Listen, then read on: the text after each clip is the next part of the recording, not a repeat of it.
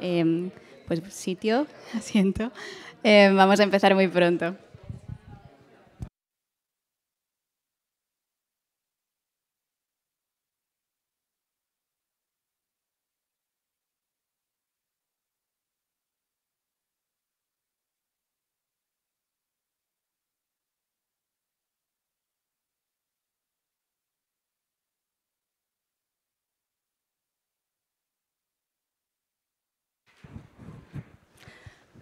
Vale.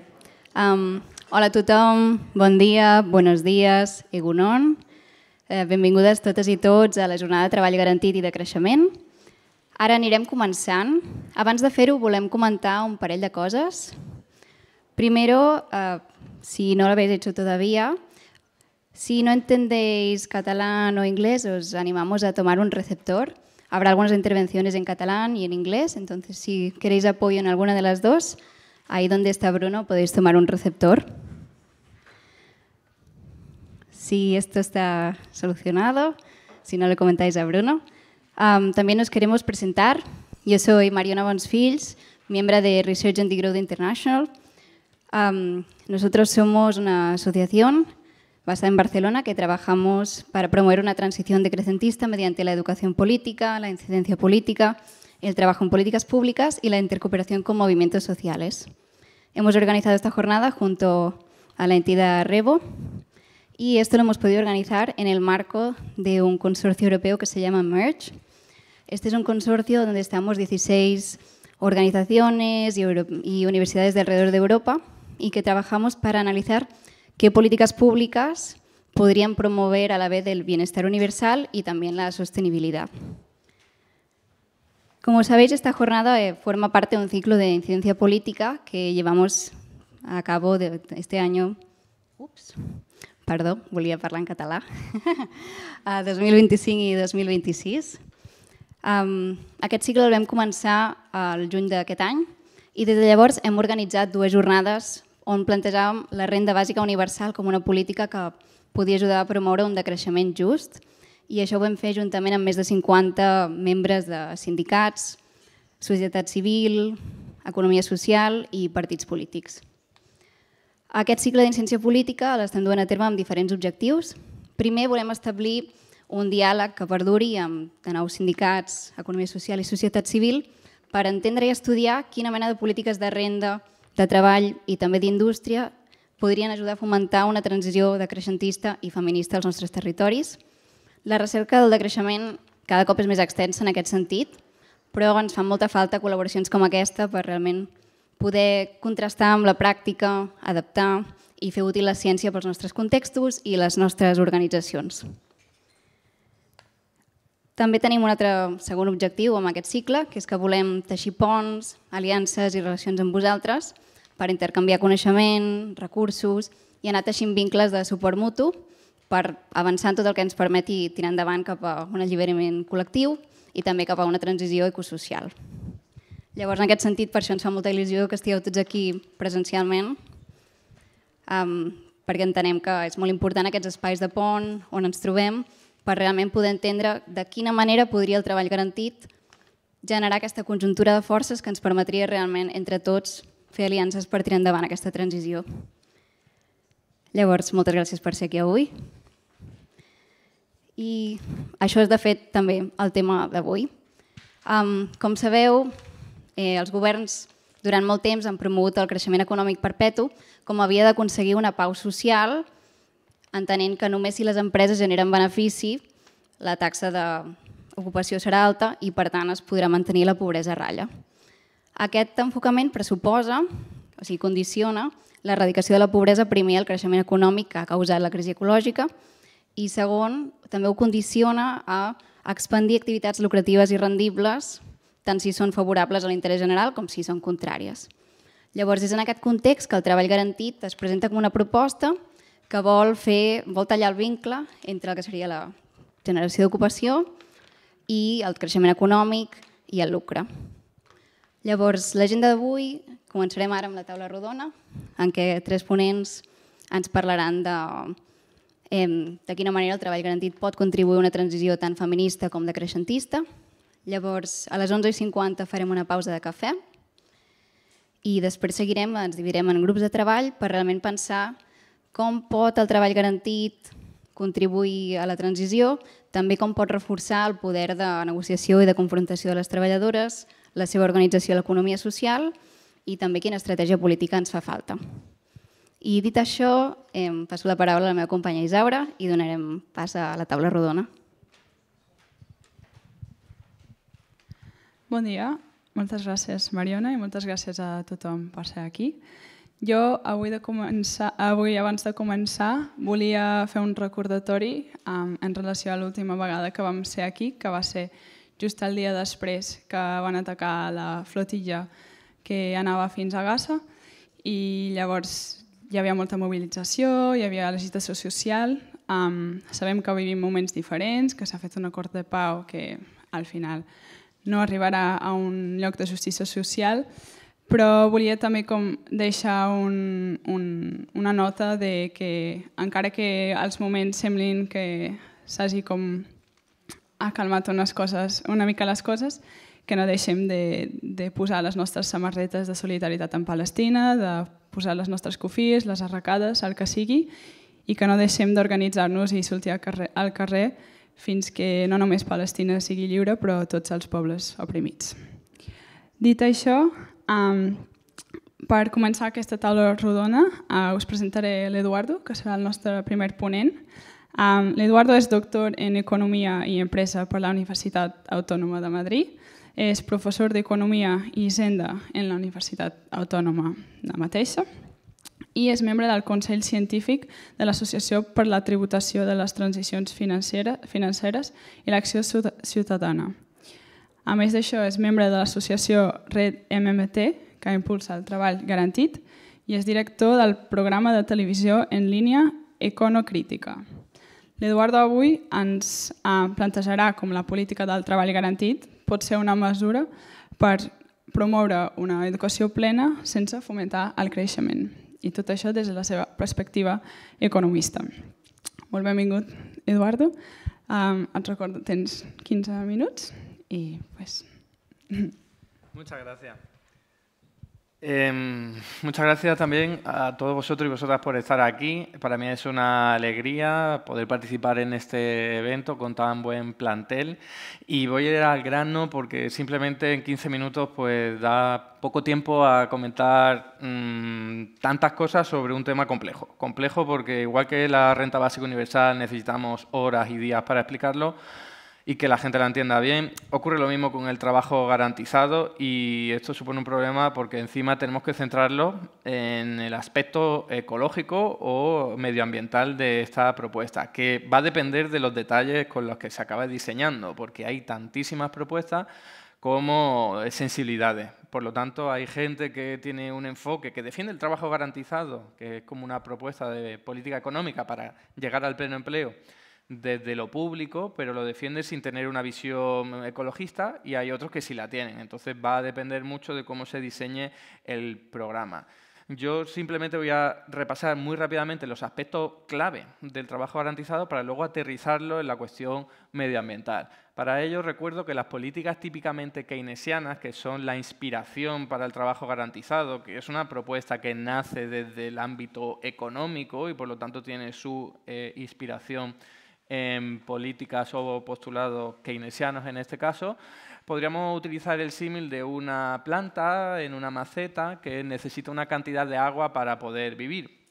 El agua sería el gasto, que es lo que permite que las empresas vendan su producción, que la gente pueda adquirir bienes y servicios, y claro, va a depender de cómo de grande o pequeña sea nuestra maceta y cómo de fuerte sea nuestra maceta, es decir, cómo de potente sea nuestra economía para darle salida a ese gasto. Entonces, las típicas políticas keynesianas consisten en que a partir del gasto que llega de fuera del planeta, ¿no? Turismo, exportaciones, también a través del gasto que acometen familias y empresas, y también a partir del gasto que establece e impulsa el Estado o las administraciones públicas, se consigue comprar una parte de toda esa producción y se le da salida. Pero en las economías capitalistas lo típico es que hay una parte que se queda sin vender.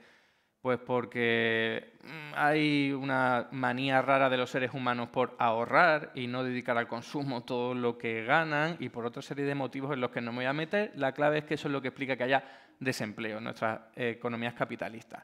Entonces, la típica propuesta keynesiana ha sido: vamos a tratar de llegar a la producción máxima y al pleno empleo, porque no lo he dicho, pero claro, si hay cosas que se quedan sin vender, en realidad hay gente también que queda inactiva y no se le puede dar un uso para vender esas cantidades de bienes y servicios. Una empresa, por llevarlo a lo micro, que no tenga suficientes clientes, no necesita contratar a tantos trabajadores para atenderlos. Pues a nivel macroeconómico sería lo mismo. Entonces, las políticas keynesianas tratan de llegar a la producción máxima y al pleno empleo a través de un riego de la economía a partir de gasto público, porque es la única variable que puedes controlar. No puedes controlar el gasto de las familias y las empresas, no puedes controlar el gasto del planeta, ¿no? Del resto del sector, el sector exterior, como lo llamamos. Entonces, ¿qué es lo que suele ocurrir y qué es lo que se le critica a las políticas keynesianas? Que cuando hay muchísimo gasto y estás inundando la economía, hay inflación, que en el caso sería la planta está muriendo porque se está ahogando. Entonces, la clave del asunto es tener una visión diferente que trascienda estos límites que acaban generando tensiones inflacionistas. ¿Cómo hacerlo? Pues recuerdo que la política keynesiana es: vamos a garantizar capacidad económica a la gente desde lo público, a través del gasto público, a través del déficit público, para que la gente tenga suficiente capacidad económica y vaya a las empresas a consumir, y entonces las empresas tendrán que contratar gente. Esa es la típica vía por la cual se acaba generando empleo. Se dinamiza la actividad económica, la demanda agregada, los empresarios necesitan contratar gente. Bien, esto, si hay algún tipo de limitación en, por ejemplo, en las empresas porque operan a pleno rendimiento o porque todos los clientes van a la misma empresa y otras la dejan abandonada, se generan cuellos de botella. Mucha gente queriendo comprar pocos bienes, aparecen las tensiones inflacionistas. Los vendedores dicen: lo poco que tengo a la venta, lo que hago es aumentarles el precio, ¿no? Entonces, la clave sería: vamos a sortear esos problemas. ¿Cómo lo hacemos? Identificando los problemas que hay. El primer problema ya lo he comentado, o sea, desde un Estado tú puedes generar capacidad económica, pero luego esa cantidad de dinero, de gasto, no tiene por qué canalizarse a todas las empresas por igual, sino que a veces van a determinados sectores y en esos sectores hay cuellos de botella, mientras otros se quedan ociosos sin poder vender su propia producción. Los donde hay cuello de botella elevan el precio y se generan tensiones inflacionistas. El segundo problema es de carácter puramente capitalista y lo identificó Carlos Marx hace muchísimo tiempo, y es que si la clase trabajadora está empoderada, pues resulta que va a poder exigir mejoras laborales, y mientras la decisión la tengan los empresarios, pues ya sabemos lo que va a ocurrir. A lo mejor tienen que pasar por el aro, elevar los salarios a los trabajadores porque no le queda más remedio, pero al mismo tiempo van a elevar los beneficios. Y si elevan los beneficios, ya sabemos lo que ocurre, es que elevan el precio para ganar suficiente margen empresarial. Entonces, eso es lo que se llama inflación de segunda ronda, porque los precios vuelven a subir simplemente porque los empresarios defienden su margen empresarial. Eso es un problema porque cuando tú generas empleo para llegar al pleno empleo, al final la gente tiene menos miedo de perder su puesto de trabajo, mejora su capacidad de negociación y reivindica mejoras salariales. Pero mientras la sartén por el mango la tenga el empresario, pues va a decir: ok, no me queda más remedio, pero al mismo tiempo elevo los precios. Inflación también por esa vía. Y por último, que nunca se ha puesto el acento en que obviamente buscar el pleno empleo a través de la maximización de la producción genera un impacto medioambiental tremendo, en términos de recursos naturales, en términos de emisión de residuos, en términos de sumideros que llegan a su máximo potencial. Entonces, esto nunca se le ha puesto, o casi nunca se le ha puesto la atención, pero es fundamental, porque no se puede llegar al pleno empleo de esta forma simplemente por una cuestión de sostenibilidad, más allá de las tensiones inflacionarias. Entonces, ¿qué se propone del trabajo garantizado? Vamos a buscar una fórmula que no dinamite el propio sistema, tal y como está pensado, porque es verdad, se podrían organizar, no sé, diseños mucho más rompedores y revolucionarios, pero estaríamos hablando de otro tipo de economía, ¿no? Una de planificación absoluta o algo en lo que no haya prácticamente mercado y tal. La clave sería: vamos a tratar de hacerle algunos cambios para no alterar demasiado las cosas y lograr un pleno empleo con estabilidad de precios y el mayor respeto medioambiental posible, que eso no lo va a lograr solamente el trabajo garantizado, hay que hacer muchísimas más cosas pero el trabajo garantizado al menos permite que todo el mundo pueda trabajar en condiciones dignas sin agravar el problema medioambiental. Entonces, en vez de que el Estado esté inyectando cantidad de gasto y capacidad económica a la gente para que vayan a la empresa y así las empresas puedan contratar gente, la idea es contratar directamente a la gente, saltarse la empresa, saltarse el canal por el cual típicamente las empresas acaban contratando, que solo cuando les vaya bien, cuando vean algún tipo de proyección de negocio y de perspectiva de ganar dinero. Así que eso desde el Estado lo puede hacer. No tengo tiempo para meterme en el coste que le podría llevar ello, pero baste decir que contratar a todo el mundo que está hoy día desempleado es caro, pero más caro es tener a la gente desempleada. Porque es un potencial desperdiciado. Gente que puede trabajar y generar valor para nuestras sociedades que las tenemos inactivas. Porque lo único que está pidiendo la gente que quiere trabajar es una cantidad de dinero a cambio de su trabajo. Y el dinero es algo que pueden crear a libre voluntad y sin ningún tipo de límite las administraciones públicas. Con lo cual, el problema fácil, o sea, la pregunta fácil ya está respuesta. ¿Cómo lo pagamos? Las administraciones públicas pueden crear dinero. Hoy día se crea dinero por parte de los bancos centrales, y lo que ocurre es que se usa al servicio de los poderosos y de las élites financieras, pero no al servicio de la gente que necesita el puesto de trabajo. Entonces, fijaos que así, en vez de regar toda la economía con dinero, ¿no?, en vez de regar toda la planta, lo que se hace es riego por goteo. Inyectar capacidad económica justo allí donde más se necesita, que son la gente que está desempleada. Así que ese tendríamos ya el primer problema resuelto, porque nos estamos saltando esas tensiones inflacionarias que pueden ocurrir por el lado de la empresa, porque nos estamos saltando la vía de la empresa, y de hecho, no lo he comentado, pero el Estado sería contratar o garantizar puestos de trabajo a todo el mundo desde la vía sin ánimo de lucro. Por supuesto, el Estado, pero también el tercer sector, siempre que no haya ningún tipo de ánimo de lucro, ¿no?, y no haya beneficio. La segunda limitación, oye, que la gente se empodera y por lo tanto va a exigir mejoras salariales. Bueno, si nosotros mantenemos un trabajo garantizado con un salario fijo, no negociable al alta y que sea mínimo, negociable solamente si hay inflación, que se actualice la inflación, pero que no haya reivindicaciones salariales. Y esto es mucho decir, y siempre que lo comento, los sindicatos se me echan encima con razón. Pero la clave es, vamos a tratar de que la alternativa mala, no sea el desempleo, sino que la alternativa mala sea el salario mínimo del trabajo garantizado. En vez de tener un ejército de desempleados, el famoso ejército industrial de reserva de Carlos Marx, lo que vamos a tener es un ejército de trabajadores con salario mínimo. Por lo tanto, no va a haber una presión importante sobre los salarios, porque la gente va a seguir teniendo miedo de perder su puesto de trabajo en el sector convencional, porque la alternativa es el trabajo garantizado, que es mejor que el desempleo, pero no es tampoco la leche, porque es un salario mínimo y te permite cubrir las condiciones más básicas, pero siempre va a ser mejor trabajar en otros ámbitos. La idea aquí es no distorsionar demasiado la economía que ya hay, solo la que esté por debajo del salario mínimo, que evidentemente la gente dirá, pues sí, puedo trabajar por 1.100 euros al mes en el trabajo garantizado y siempre tengo esa posibilidad porque el Estado tiene la obligación de hacerlo, entonces yo voy a irme de mi trabajo si me pagan menos, si las condiciones laborales son peores, etcétera, etcétera, ¿no?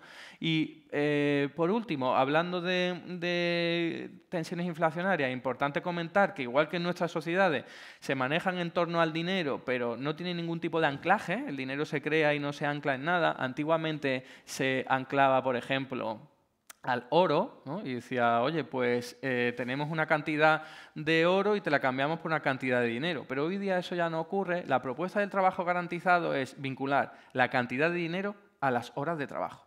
Tratar de darle algo de sustento y respaldo real al al dinero a través de las horas de trabajo. Entonces, si lo que organizamos es una sociedad en torno al trabajo, valorando monetariamente de esta forma, las cosas cambian. Las cosas cambian porque hay un ancla inflacionaria, te permite que no eleven tanto los precios, porque ya el dinero no está volando y ya no pueden ser burbujas tan fácilmente, sino que ahora ya sabemos que una cantidad de trabajo pongamos no sé, 10 horas al día, pues, o las 8 horas al día, perdón, por una cantidad de dinero que sea, y ya está establecido ese vínculo y a eso hay que respetarlo y va a orientar el resto de la economía. Y para ir terminando, ¿cómo tratar de gestionar el trabajo garantizado y diseñarlo para que sea lo más participativo, democrático posible y, por lo tanto, también sea más sostenible ecológicamente? Pues a partir de la participación de la ciudadanía, a través de su título individual o a través de la sociedad civil, organizaciones de todo tipo, yendo a sus propias entidades locales a decidir cuáles son las actividades que se van a realizar y que luego van a ocupar los trabajadores garantizados, cualquier persona que quiera y que pueda trabajar. Esto, hacerlo desde lo local, tiene un montón de beneficios ecológicos y es que no tiene que haber grandes desplazamientos entre el centro de trabajo y el centro de donde se vive, ¿no? El hogar. También hablamos de que la gente va a identificar necesidades en su entorno, o sea, cuidado a niños, cuidado a adultos dependientes, reparación de productos, reciclaje, cuidado de la fauna y de la flora, cuidado de los montes, todo lo que esté en su entorno va a ser actividades prioritarias. La gente los va a decidir, que ahí hay que atender una serie de necesidades y a partir de entonces se irían creando los puestos de trabajo. Insisto que esto a través de un tercer sector que ya opera, que tiene una infraestructura, que tiene una forma de gestionar, pero le falta financiación. Aquí la clave es el Estado se encarga de pagar el salario, pero no necesariamente es un puesto de trabajo funcionario o al uso que hay que superar unas oposiciones. No, no. Esto es para cada uno que quiere que pueda trabajar y pase a trabajar inmediatamente. Puede ser pagarle el salario para que empiece a trabajar para una ONG o una cooperativa. La clave es siempre que no haya un ánimo de lucro y la clave es, como decía, directamente crear puestos de trabajo desde cualquier ámbito, pero garantizado desde lo público, financiado desde lo público. Termino con estas ventajas que van más allá de lo económico y es simplemente el aspecto al que yo me quería referir antes de que tener gente en el desempleo es muchísimo más caro. ¿Por qué?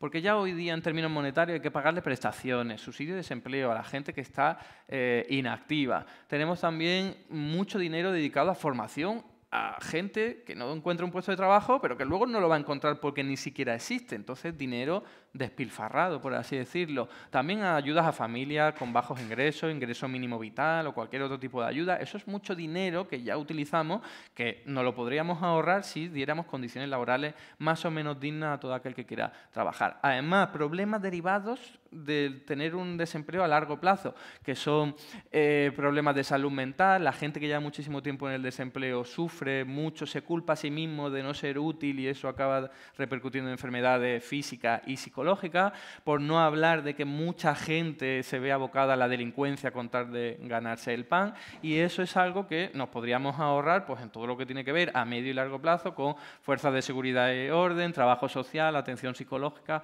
justicia, etcétera, etcétera, ¿no? Por lo tanto, por terminar por falta de tiempo, las ventajas de implantar un trabajo garantizado son absolutamente claras. Creo que es difícil negarse a ello, porque cuando uno ve la evidencia, una sociedad con pleno empleo es muchísimo más sana, tiene una armonía social mucho mayor.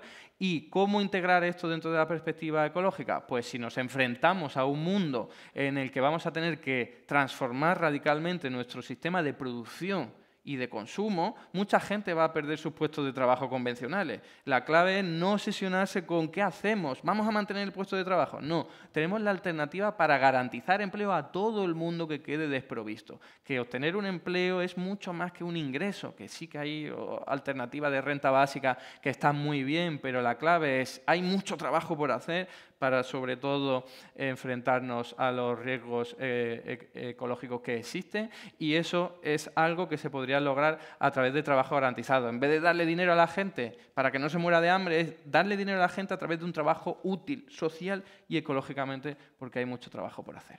Y nada más. Muchas gracias.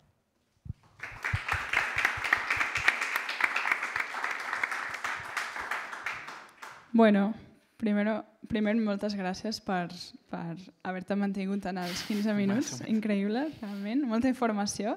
M'havia oblidat de dir abans, però farem ponències de 15 minuts perquè al final volem també donar temps per preguntes. Llavors, Si voleu anotar-vos les preguntes que teniu, al final hi haurà temps per parlar-ne. I ara llavors parlarà el Charles. Ui. Gràcies. De nada.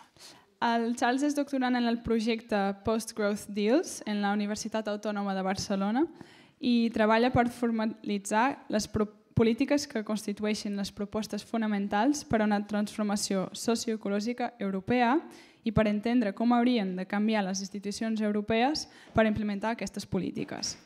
Avui el Charles ens parlarà de la política del treball garantit com a una solució oblidada pel problema de la sostenibilitat ecològica i a la vegada pel problema de la desocupació involuntària crònica i d'aquesta proposta com a una garantia d'ocupació que contribueixi a reorganitzar les nostres economies i satisfer millor les necessitats humanes. Charles, la paraula és teva. Gràcies, Isaura. Hola a tothom. Moltes gràcies per incloure el nostre grup de recerca en aquesta taula rodona. Ara canviaré a l'anglès i espero que puguem tots estar d'acord que val la pena discutir les bones idees més enllà de les barreres lingüístiques. Gràcies. So, who is going to do the work of transforming our societies for the 21st century? Who is going to do the work of transforming our societies for the 21st century?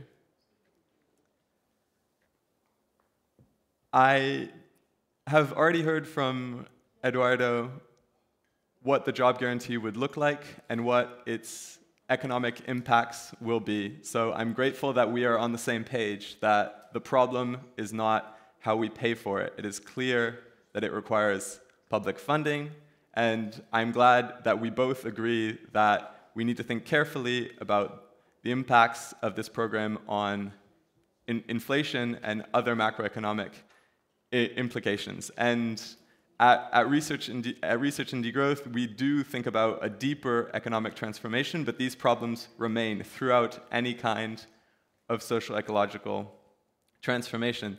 So today, given that you've heard more eloquently about the economic implications, I would like to focus instead on 3 additional points. How does the job guarantee contribute to bringing our economies in line with planetary boundaries? Second, can it constitute a transformative demand for social movements, parties, trade unions? And third, if enacted, could it become a revolutionary reform for our economies? Why is this necessary? Well, the Intergovernmental Panel on Climate Change tells us that limiting global warming to 1.5 degrees would require rapid and far-reaching, unprecedented changes in all aspects of society. Rapid, far-reaching, unprecedented changes in all aspects of society. This is a social revolution. This is a revolution in how we eat, a revolution in how we heat our homes, a revolution in how we move about the world, a revolution in how we care for one another. And what is our current approach to this social revolution? What are we currently doing it? Well, the economist Daniela Gabor describes the existing public policy paradigm as the European de-risking state.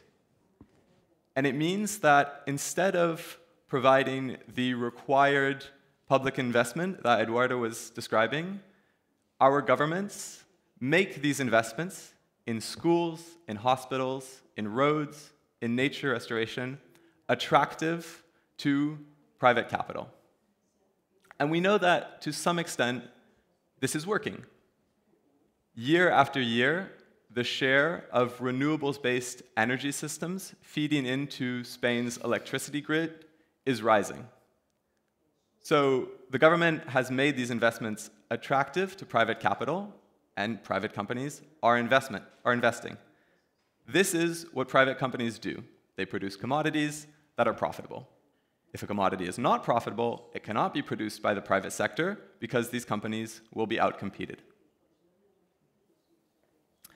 So this is the existing paradigm, and time and again I hear on these panels that because the price of renewables is dropping below that of fossil fuels, renewables will soon outcompete fossil fuels in an energy transition. That's not what we're seeing. On the right here, you have the latest book, The Price is Wrong, by the political economist Brett Christophers. And he makes the very simple point that in our economies, investment is determined based on profitability, not price. And fossil fuels remain highly profitable in our economy, so they can continue to see steady investment. Last year, Repsol made upwards of 1.7 billion in profits. As long as that continues, fossil fuels will remain a core sector of our economies. And so on the left here, you have global direct primary energy consumption in terawatt hours between 1800 and 2024. And really, this is all that matters, because at the top, I'm going to use my little, yes, at the top here, you have renewable energies. And here, and here, this is fossil fuels. So I want to be crystal clear here. We are not in an energy transition. We are adding to the overall mix. From a climate perspective, this is all that matters. Carbon emissions don't care about national borders. So what's our plan to actually phase out these sectors? Because yes, in Spain, we are adding to the renewable energy, to our renewable energy capacity, but we have no plan for phasing these out. How can we do that? Well, a job guarantee is not a magic wand. It is not a panacea that from one day to the next can help us phase out the fossil fuel sector. But it can do things that the private sector can't. It can go places that the private sector cannot. And specifically, it can provide work that is not profitable. If we place retraining at the core of this program, as Eduardo described, as it needs to be, then we can allow the workers in these sectors to redeploy their skills in those sectors that need to grow as we transform our economies, because many of these sectors do need to grow. In Catalonia, we need to retrofit every building to make them more energy efficient. I'm an immigrant to Barcelona. I love living here, and I have to say we have the worst insulation of anywhere I have ever lived.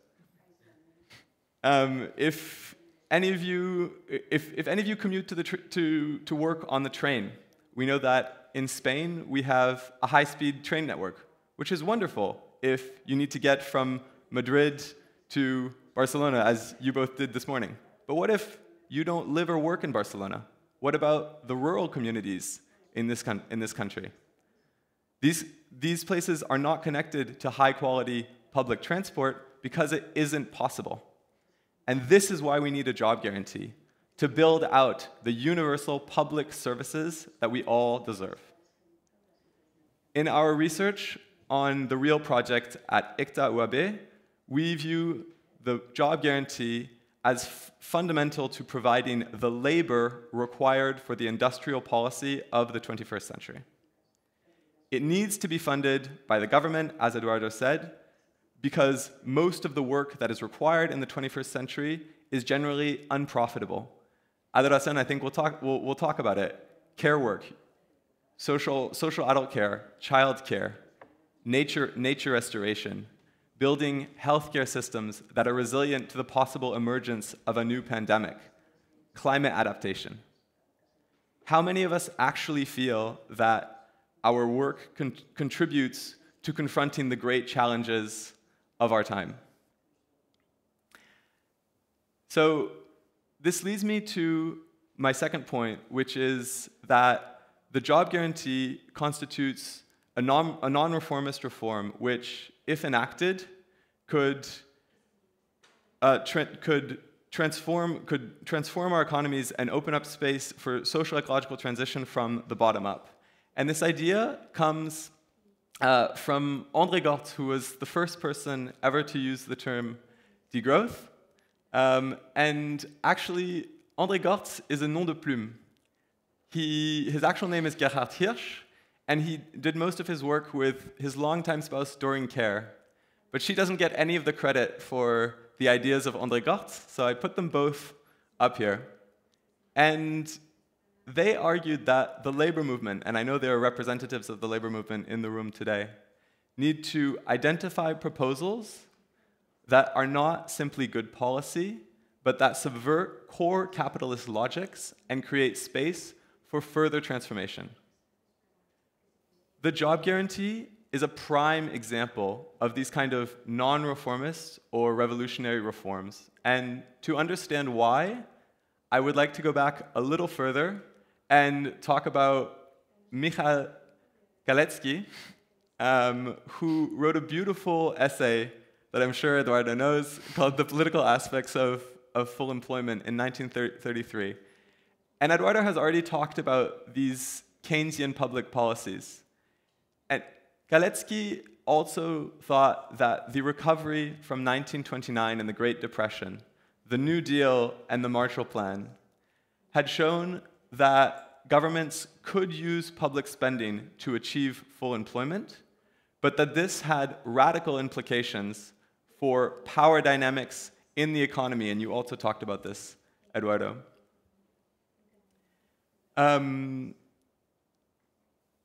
Based on this, Galetzky pointed out that in an economy of full employment, the power of the sack, the fear of losing your job, of getting fired, is not so high because you can get another job immediately.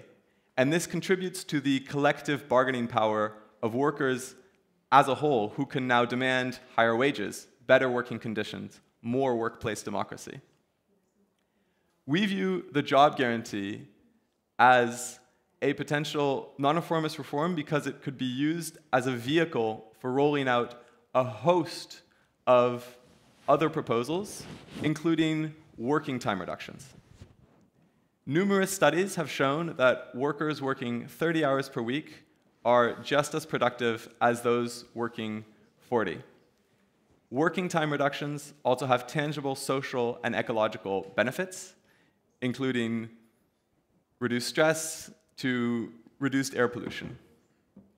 So the idea would be to use the job guarantee enacted at 30 hours a week to roll out a working time reduction across the economy.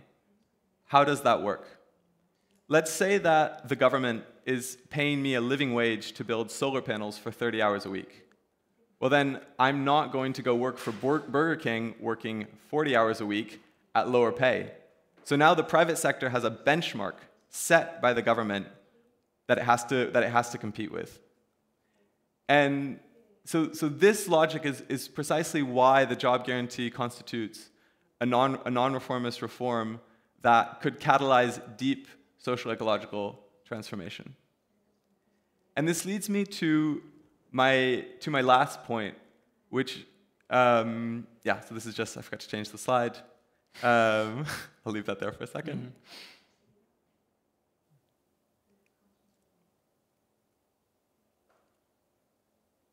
How am I doing on time? You have 2 minutes. Okay. So this leads me to my last point, which is that a job guarantee can be a transformative demand for social movements, parties, unions. A job is a right, you pack of thieves, was a popular demand in Tunisia in 2011, and I believe it still has resonance today. The job guarantee has shown to have 79% support in France, which is an incredible figure in 2025 at a time of high political polarization. I'm sure that Pedro Sanchez would be happy to have a 79% approval rating.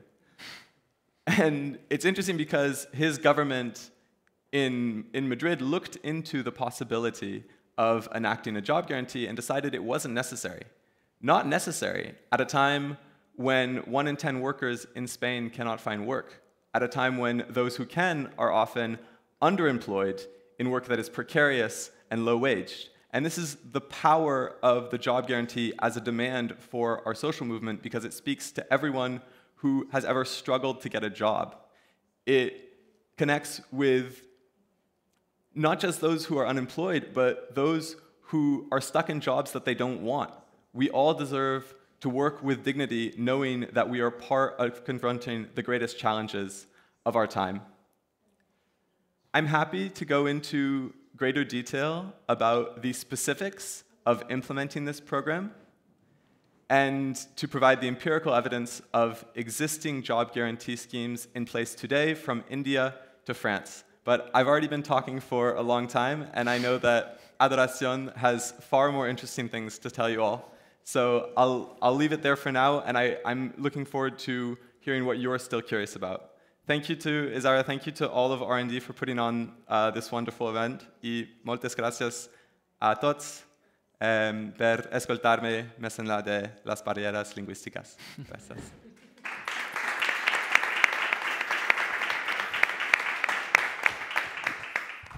Bueno, moltes gràcies, Charles, per la teva presentació, per explicar-ho tan clarament i per anar connectant amb la intervenció de l'Eduardo, que m'ha semblat molt interessant.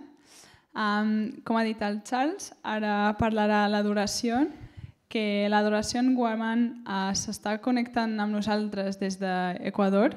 Allà són les 4 del matí, llavors estem molt agraïdes que pugui venir. Ara apareixerà a la pantalla. La presento mentrestant.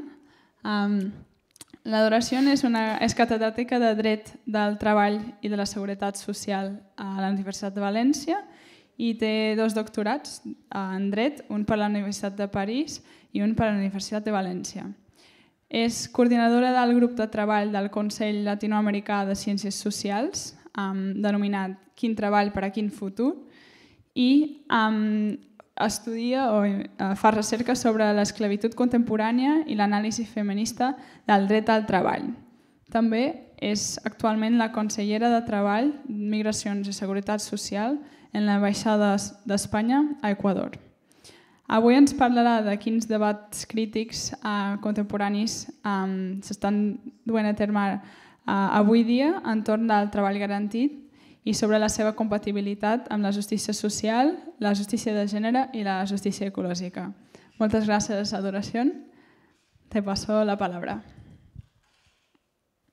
Bon dia a totes i a tots. M'escolte amb eco absolutament.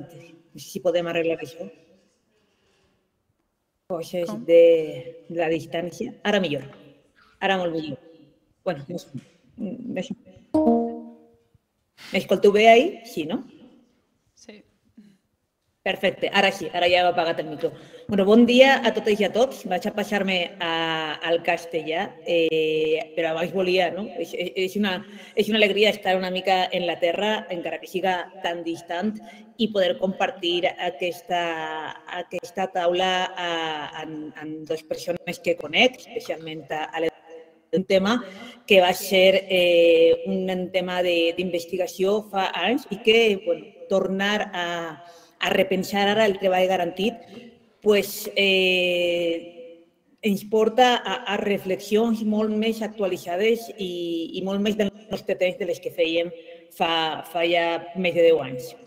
Bien, pues me paso, como decía, al castellano y básicamente lo que voy a realizar en estos minutos de mi intervención es una aproximación crítica al trabajo garantizado sobre las intervenciones de mis 2 compañeros de mesa. He podido oír la última, la de Eduardo no la he oído, es que la conozco, la he leído mucho, entonces espero ir un poco en la línea de lo que él ha dicho y sobre lo que ellos han comentado, pues elaborar tanto unas críticas como una construcción teórica sobre la base, ¿no? Como decía la presentación, de la necesidad de compatibilizar las 3 justicias, justicia social, justicia de género, justicia ecológica, y construir un derecho del trabajo, una normativa laboral que sea acorde a esas 3 justicias que son necesarias para la vida en el planeta.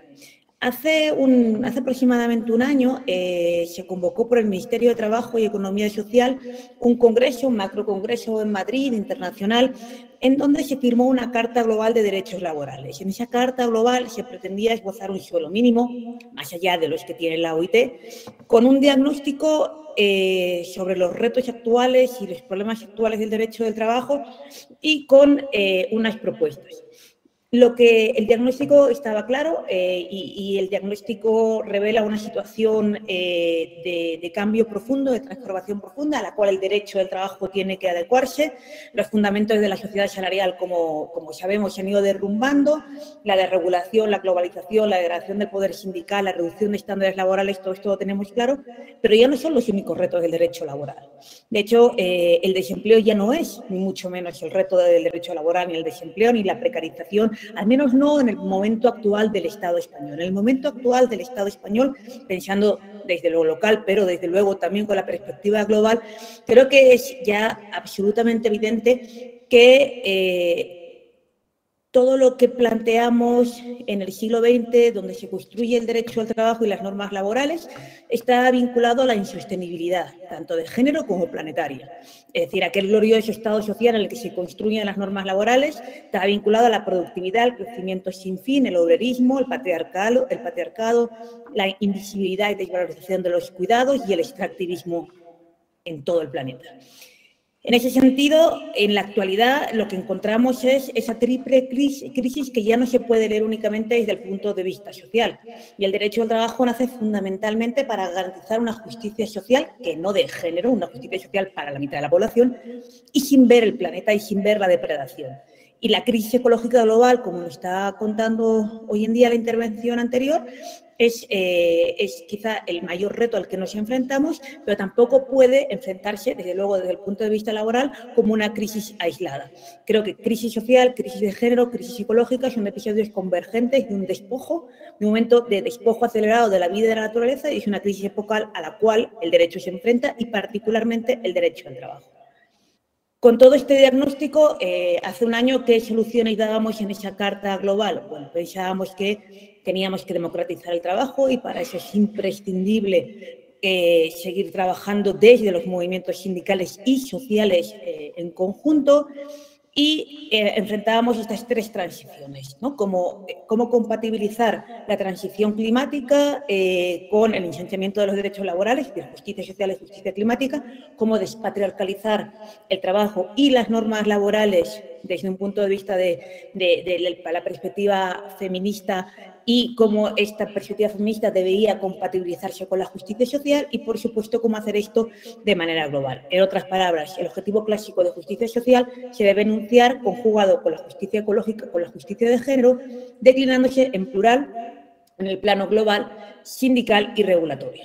Claro, la pregunta es, en estas circunstancias, teniendo claro el diagnóstico, que lo conocemos todas, teniendo claros los retos, el trabajo garantizado, que es aquella propuesta que se planteó fundamentalmente en un momento, ¿no? Y en un marco en el que el desempleo era el problema global, global y fundamental. El trabajo garantizado que tenía como objetivo tradicional ofrecer un trabajo a toda aquella persona que pueda desarrollarlo y que ese trabajo esté como impulsado por el Estado como empleador de primer empuje. ¿Esa propuesta es compatible ahora con la satisfacción de este triple objetivo de justicia social, de género y ecológica? Yo creo que sí. Yo creo que sí, coincido con mis compañeros. Espero, con Eduardo no lo he oído, pero supongo que sí.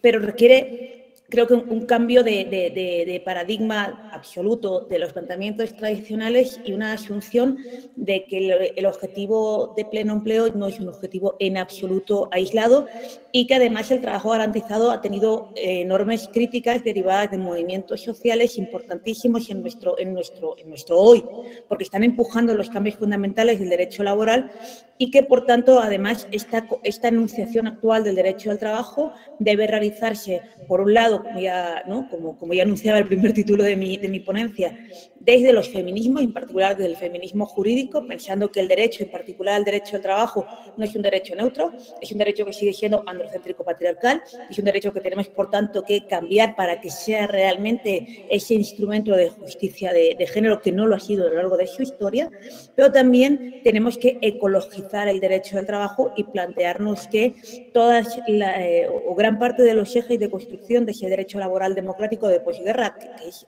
con el que todavía vivimos en muchas partes de nuestras realidades laborales, tiene que cambiarse. Las críticas clásicas al trabajo garantizado tenemos que tenerlas presentes. Se ha cuestionado que puede reducir el poder sindical, se ha cuestionado su coercitividad comparado con otros modelos como la renta básica, se ha cuestionado porque puede producir una vuelta al obrerismo, que puede provocar segmentación, un trabajo de segunda categoría, precarización. Se puede cuestionar porque vuelve a poner el trabajo asalariado en el centro como política de acceso a la cuando la acción de garantizarse por otras vías. Se ha cuestionado porque, y esto creo que vamos a tener oportunidad de hablar en otras ocasiones, porque profundiza la división sexual del trabajo, profundiza el entronque secular entre patriarcado y capitalismo, visibiliza e invisibiliza y por tanto valoriza una parte fundamental del trabajo que se realiza en el mundo, al trabajo en singular. Esto como perspectivas tradicionales. Y, por supuesto, se ha cuestionado porque sigue abonando el modelo productivista, extractivista, sin atender a los límites planetarios. Superar todo esto requiere repensar el modelo. Y repensar el modelo ahora mismo, pues yo creo que es más fácil que hace 10 años, porque ahora mismo, y entraría en una parte segunda de mi intervención, ahora mismo el derecho laboral se está repensando. Se está repensando no solamente por el empuje de los feminismos, creo que las feministas seguido apoyadas, ¿no?, en todas las grandes teóricas, afirmar dentro de la academia y dentro de los sindicatos que el derecho laboral es patriarcal, como decía antes, y que debe repensarse. Pues de esto no voy a hablar claramente, pero creo que también en los últimos años se ha producido una ecologización del discurso laboral. Y esto se nota mucho si revisamos las contribuciones, pero no solamente, el mismo discurso de la OIT.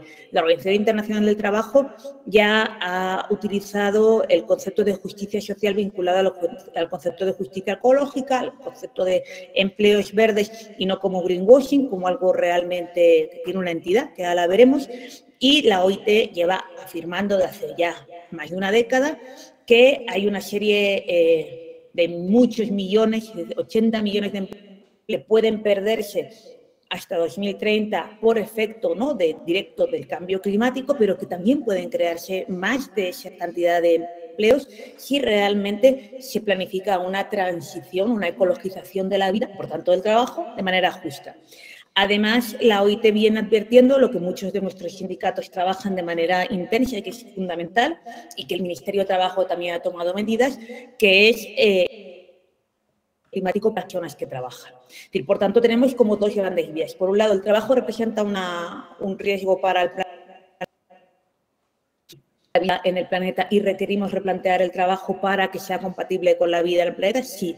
Pero por otro lado, para las personas que trabajan, el propio cambio climático también representa un riesgo. Y la idea ahora mismo es la necesidad de compatibilizar el trabajo, por un lado, con esta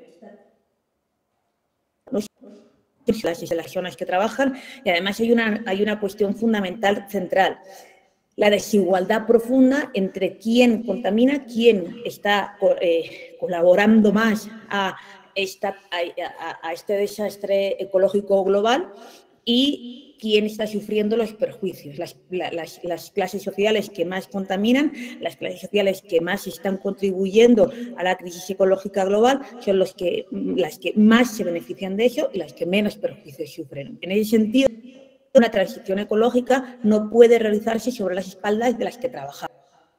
Por ello, es necesario plantear transiciones ecológicas que sean socialmente justas y, por supuesto, socialmente justas con perspectiva feminista, transiciones ecológicas que tengan en cuenta la salud y la seguridad de las personas que trabajan y todo esto repensarlo desde el punto de vista que tampoco afecte a el número de empleos, que podamos conseguir incluso aumentar el empleo. Si nos fijamos en la doctrina laboralista española, y en particular, déjenme citar, porque además son amigas y grandes profesoras de Derecho Laboral, la mayoría mujeres, llevan años, ¿no?, las compañeras señalando que el derecho laboral no puede ser gratuito, que hay que hacer una lectura del derecho del trabajo, sostenibilidad es un nuevo principio estructural del orden laboral y, por tanto, hay que redefinir trabajo. Es trabajo ecológicamente seguro. Si no es trabajo ecológicamente seguro, no es decente. Pero también al contrario, hay que hablar de un trabajo, entre comillas, verde y que sea un trabajo, entre comillas, de mierda.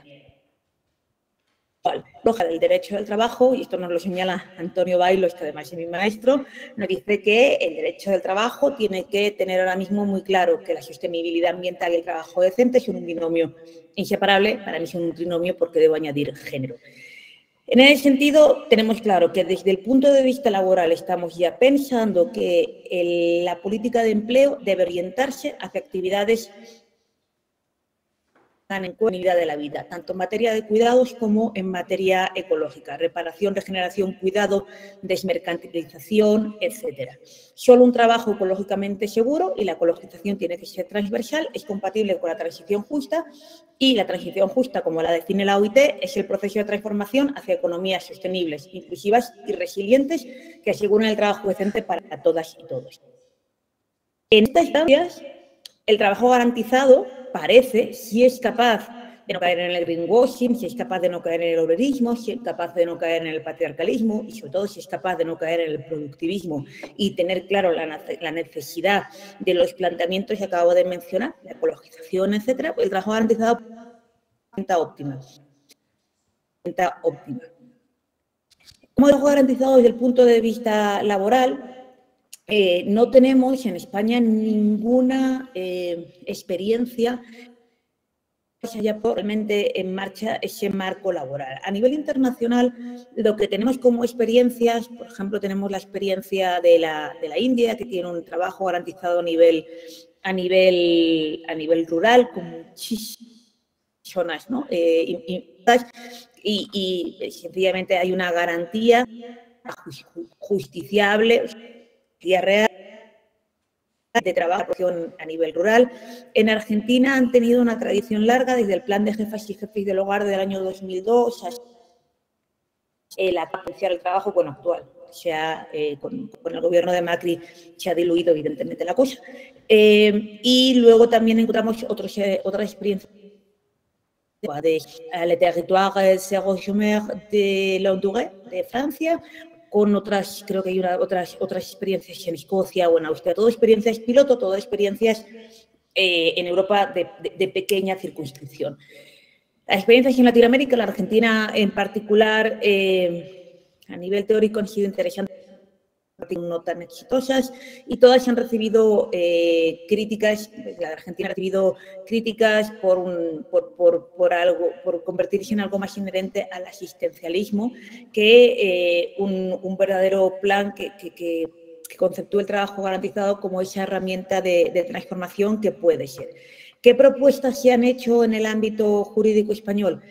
En el libro que publicamos con Eduardo hace ya muchísimos años, se planteaba una propuesta que tampoco acababa de convencer, que era una relación laboral especial. Se plantearon luego otras propuestas. Creo que la propuesta más apoyada por el conjunto de la doctrina y también criticada por quien de trabajo garantizado, pues no era compatible con la libre voluntad de decisión de trabajar o no. Pero bueno, el trabajo garantizado podría encontrar acomodo constitucional, desde luego, pero el trabajo garantizado no debería plantearse como una relación laboral especial, con un estatus jurídico distinto de una relación laboral ordinaria, para no crear un empleo de segunda categoría. Entonces, el lineamiento indefinido, con una estabilidad, con un salario superior, por supuesto, al salario mínimo interprofesional, para ir, ¿no?, al alza de los salarios. Una cuestión fundamental que es hoy en día crucial, que es la redistribución del tiempo de jornada, con el derecho al tiempo propio lado con las ventajas que la reducción de jornada tiene para la vida, para la empresa, para el ecosistema, para todo. No voy a repetir ahora un tema tan tratado en los últimos tiempos, ¿no? Lanzado por el Ministerio de Trabajo, por los sindicatos, mucha necesidad que tenemos de reducir la jornada laboral como de nuestro momento histórico y con plena protección, evidentemente, de seguridad social y derechos de sindicación. A mí hay dos cuestiones de aquel debate que yo recuperaría ahora si queremos lanzar la propuesta, además de todo esto que parece evidente. Hay dos cuestiones. La primera, la gestión del trabajo garantizado debe ser una gestión pública, pero debe ser una gestión pública descentralizada a nivel local y con plena participación no solamente de los sindicatos, sino también de las y los de cada tejido, ¿no? De cada momento, de cada lugar. En este sentido, la gestión participativa debe ser una a priori para que el trabajo garantizado esté vinculado, ¿no? Con las necesidades sociales y esto se ha hecho, por ejemplo, creo la experiencia francesa creo que nos da alguna pista, es una democratización administrativa con participación popular, etcétera. Y luego hay otra cuestión fundamental que son los sectores, donde tiene que fomentarse el trabajo garantizado. El trabajo garantizado tiene que fomentarse en los sectores que ya acabamos, ¿no? que se están mencionando hoy en día. La cuestión de, por supuesto, cuidado y salud comunitaria, educación y cultura ecológica, reforestación, gestión de recursos, energía renovable, alimentación sostenible, soberanía alimentaria, todos los sectores que se identifican como esos trabajos verdes, y no me gusta la expresión trabajo verde porque ha dado lugar a mucho greenwashing, pero en realidad cuando la OIT define trabajo verde, lo que nos está diciendo son aquellos que contribuyen a preservar o restaurar el medio ambiente en cualquier sector, pero siempre, además, decentes. Entonces, todo lo anterior quiere decir que si consiguiéramos una propuesta, ¿no? de trabajo garantizado con estos parámetros, en el cual se redefina, ¿no? la base propia del derecho del trabajo, que ya no se basa en proteger al trabajador masculino frente al capital, sino que se basa en proteger a la vida frente a la actual situación de depredación, ¿no? y de desposesión. El trabajo garantizado me parece que es una herramienta que nos puede ser absolutamente útil para reducir la desigualdad, reequilibrar la relación entre producción y reproducción y, por supuesto, todas los objetivos para convertir el trabajo y la vida en actuaciones compatibles con la vida en el planeta. Como conclusión, y acabo y ahora comentamos, creo que el trabajo garantizado es una herramienta válida, útil, que puede ser eficaz en esta reconstrucción y reinterpretación del trabajo como tal y del derecho del trabajo en particular, desde los feminismos y desde la ecología política, y puede convertirse, ¿no? Si queremos realmente, si nos creemos este Estado social, feminista, ecológico, pues puede convertirse en esa herramienta que nos permita avanzar, pero no solamente desde el punto de vista de, ¿no? esta conducción desde una administración pública ajena a la sociedad, sino desde esa administración pública que trabaja codo con los sindicatos y con las organizaciones sociales para la consecución de una vida vivible en un planeta cuyo futuro podamos asegurar entre todos y todas. Yo lo dejo aquí y quedo bueno, a la disposición para el debate. Moltes gràcies.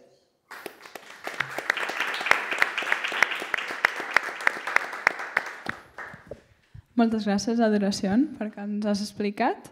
Ara jo diria que tenim uns 10-15 minuts per preguntes. També tenint en compte que després tindrem moments per treballar en diferents grups i anar debatint més qüestions, però obre el debat perquè qui vulgui faci una pregunta per qualsevol dels ponents. Farem 2 o 3 preguntes i després deixarem temps pels ponents per respondre. Gràcies.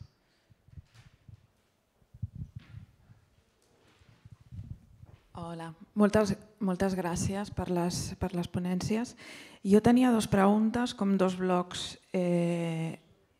Un és sobre el tema del que és les cooperatives, l'economia autogestionada, que parlava Alberto. Em sembla molt fàcil, fàcil no, més senzill, no?, la creació d'ocupació pública directament. Però com casa això quan entres en donar l'opció a aquestes empreses autogestionades perquè puguin contractar? Em sembla que és difícil perquè al final funcionen com a empreses, amb unes necessitats d'ocupació concretes, amb uns salaris diferents dins de la mateixa organització. I l'altre és sobre el tema de la reproducció. Crec que hem avançat molt, hem passat d'un treball garantit que no tenia gens en compte la part reproductiva, llavors aquesta proposta de les 30 hores em sembla molt interessant perquè ja està desplaçant una mica el focus del que és el treball productiu. Però així i tot em sembla com encara no té una base, l'ocupació verda potser sí que ja està com més assentada, però m'agradaria si o tu, Charles, o l'Adoración incidíssiu una mica més en com aquesta part reproductiva de la vida pot tenir-se en compte més. Vamos a coger 3 preguntas y después 4. Bueno, muchas gracias por las exposiciones. Yo, en principio, quería decir pasar un dato, que supongo que lo tenéis presente, pero que me parece pertinente, que es de un estudio de Luis González Reyes y Erika González y Adrián Almazán, que cuantifican el trabajo, o sea, primero separan trabajo y empleo. Trabajo es todo, empleo es el asalariado. El asalariado, que es lo que normalmente consideramos como trabajo, es solamente, entre comillas solamente, pero bueno, el 39%. El 61% restante es el trabajo feminizado y de los cuidados. De ese 61% hay un 6% que encima es asalariado y que además lleva otra connotación más que es digamos, altamente racializado también, ¿no? Y bueno, creo que ese es el punto a donde se debería dirigir o redirigir esto. Después lo que tengo apuntado aquí es en cuanto, igual es medio colateral al tema, pero en cuanto a lo que hablabas de energía, al menos yo, que estaba por traductor, igual me puedo perder algo, tampoco mi oído ya funciona a la perfección, pero me parece que hay como una confusión entre lo que es energía y electricidad. Lo que tú hablabas ahí o lo que mostraba me pareció que era más electricidad que energía y me faltó un par de detalles. Una, que las renovables, sobre todo las altamente tecnologizadas como las que están ahora, son altamente dependientes del fósil y después tener en cuenta la paradoja de Jevons. No va a dejar, mientras estemos en el sistema capitalista, no va a dejar ocioso una energía que puede ser utilizada para su beneficio, ¿no? Si lo podías aclarar. Gracias. Sí, tú habías levantado la mano, ¿sí? Después... Vale, bueno, lo primero, muchas gracias. Yo quería trasladar un poco 3 dudas en torno a la propuesta en 3 ámbitos diferentes. En el primer lugar, una que seguro que estáis acostumbrados, que es un poco la duda política de implementación de una propuesta de estas características en un territorio que no tiene soberanía monetaria, que no tiene un banco central con capacidad de emisión de moneda. Eso seguro que tengáis, pero también en un territorio en el que está acogido a reglas de déficit fiscal y que la Unión Europea hace un disciplinamiento continuo y que justamente lo que vemos un poco es la tendencia contraria a la incapacidad de una buena financiación de servicios de dependencia, de cuidados, de residencias, un poco en el sentido contrario. Por otro lado, el bloque de dudas económicas, sobre todo en lo que tiene que ver con el comportamiento de capital privado en la implementación de una propuesta de estas características. O sea, si bien es cierto que la tesis de Kalecki de pleno empleo más aumento de los beneficios se pudo corresponder en determinadas décadas en Estados Unidos, también es cierto que esto en muchos casos va asociado a una pérdida de competitividad en el mercado mundial y, como describe Brenner, esto también hace que pierdas capacidad de penetración de tus exportaciones en el mercado mundial y un riesgo de fuga de capitales, un riesgo de reducción de inversión extranjera directa. Entonces, justamente en el momento en el que la propuesta se desarrolla un poco en esa estabilidad macroeconómica y busca esa estabilidad macroeconómica, ¿cómo te relacionas con ese comportamiento de capital privado cuando lo que necesitas en ese programa de crecimiento es básicamente desvalorizar capital fijo, relacionarte con un exceso de capacidad en sectores como puede ser el cemento, la automoción o muchos otros, y cambios en el mercado global. Entonces, un poco esa cuestión. Y al mismo tiempo también en el ámbito económico, con esto termino. Si bien es cierto, por ejemplo, Christopher Olk en su propuesta de teoría monetaria moderna para el decrecimiento habla de que el riesgo de inflación se vería reducido porque también estás hablando de una reducción de demanda, pero justamente Isabella Weber en la última ola de inflación del 22 describe que no es una cuestión de espiral de salarios y precios y demanda lo que genera la inflación, sino justamente el aumento de los precios por parte de los vendedores. Y termino un poco con las dudas estratégicas, que justamente en esa cuestión de reforma no reformista que altera las relaciones de propiedad, cómo se relaciona eso con esa estabilidad macroeconómica. Creo que también Christopher habla de una cuestión de, bueno, esto efectivamente podría generar una crisis, pero no estamos en desacuerdo con generar una crisis porque esto me daría pie a rupturas que vayan más allá de las relaciones de propiedad capitalista. Pero al mismo tiempo también en ese sentido tenemos que ser conscientes de lo que implica prepararnos política, sindical y socialmente para afrontar una crisis y con todo el disciplinamiento de clase que una crisis implica. ¿Una más?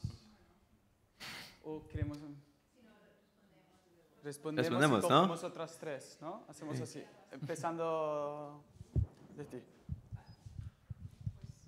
So we go in order, like, because she had 2 questions, one for him and one for me. We do that? If you want to start. No, her first question was for Eduardo. Then you start. Sí, bueno, perdó. Fem la mateixa ordre que estàvem fent abans. Eduardo, comences, després Charles i després Adoració. També té temps per respondre. Vale, pues voy a tratar de ser breve. Muchas gracias por las preguntas y las cuestiones. Creo que todas son muy interesantes. La primera, que se hablaba de la economía social y colaborativa, las dificultades que hay, desde luego. O sea, nadie ha dicho que implantar un trabajo garantizado no te vaya a dar muchos quebraderos de cabeza. Es siempre mucho más difícil que, por ejemplo, la renta básica universal, que la puedes poner en práctica en cualquier momento, porque claro, también es menos ambiciosa, ¿no? Entonces, yo cuando hablo con gente porque yo no soy ningún experto en el tercer sector, y cuando hablo con sindicatos, todos me encuentran algún tipo de actividad que podría integrarse en su propia operativa normal y que encajaría con un salario mínimo y que aportaría. Y en todos los sectores me encuentran. Entonces, claro, creo que eso tiene que surgir de cada uno de ellos, que diga, bueno, aquí encaja, aquí no encaja, porque a lo mejor habría que pagar salarios más elevados o porque no tiene mucho sentido. Entonces, yo lo que puedo aportar aquí es que es una problemática de cada uno de los sectores y, en principio, dejarle libertad para decidir, ¿no? Si encaja bien y si no, pues a otra cosa. El tema del trabajo no remunerado, no visibilizado y tal, pues evidentemente uno de los objetivos del trabajo garantizado es ese. Aunque tiene un nombre que es muy criticable porque debería ser empleo garantizado y no trabajo garantizado, pero en cualquier caso el objetivo es que mucho trabajo que hoy día se realiza de forma invisible, no remunerada y no dignificada y mayoritariamente por mujeres, no se ha realizado de forma remunerada en el ámbito privado y que sigue realizándose por mujeres mayoritariamente, sino que se pase al ámbito público. Pues cuando pensamos en escuelas infantiles o residencias de mayores, se ve claramente cómo ahí puede llevar a gente profesional, repartir el trabajo entre hombres y mujeres y pasar trabajo que hoy día se está haciendo a ese tipo de empleos y pagarlos, ¿no? Otra cuestión será si tienen que estar mejor remunerados que los del salario mínimo, pero desde luego es un avance, ¿no? Luego las cuestiones más macroeconómicas, que daría para una charla, son súper interesantes. Mi opinión rápida. No tener soberanía monetaria no puede ser nunca una limitación para implantar el trabajo garantizado. Primero, por lo que yo decía de que es más costoso tener gente en el desempleo que no tenerlo. O sea, búscate la habichuela si quieres buscar ingresos de donde sea, endeúdate lo que sea. Y luego, segundo, hay países como Reino Unido que tienen soberanía monetaria y que los acaban disciplinando igual. Liz Truss la echaron del primer ministro, ¿no? de ser primer ministra, precisamente porque hubo una presión tremenda de esto lo que estás haciendo está cabreando a los mercados financieros, etcétera, etcétera. Entonces, creo que son cosas distintas. O sea, nosotros como un país miembro de la Unión, de la Eurozona, y no teniendo soberanía monetaria, podríamos implantar el trabajo garantizado hasta sus máximas consecuencias. ¿Que nos van a llamar la atención desde arriba? Da igual. Da igual, no nos pueden echar del euro. No puede haber una problemática tal que acabe todo implosionando. Es más, si implosiona, habrá merecido la pena llegar hasta ese nivel. Mucha gente siempre pone como ejemplo Grecia, en el año 2013, 2014 y tal. A Grecia le doblaron el brazo porque era un país pequeñito, porque el gobierno cedió, pero no podían echar a Grecia del euro. Si hubiesen seguido en su mismo proyecto, se hubiesen salido con la suya. Entonces, que lo haga España te da mucha mayor correlación de fuerza para poder hacerlo. Desde mi punto de vista, es más siempre una cuestión política que cuestión de soberanía monetaria, que ayuda, evidentemente, pero no es suficiente. Más que nada porque, y que no quiero alargarme mucho, pero el Banco Central está siempre, tiene que obedecer lo que manden los estados federales o como sean en este caso miembros de la eurozona. Entonces no tienen el poder ellos, tienen el poder el Estado y los parlamentos, siempre es así.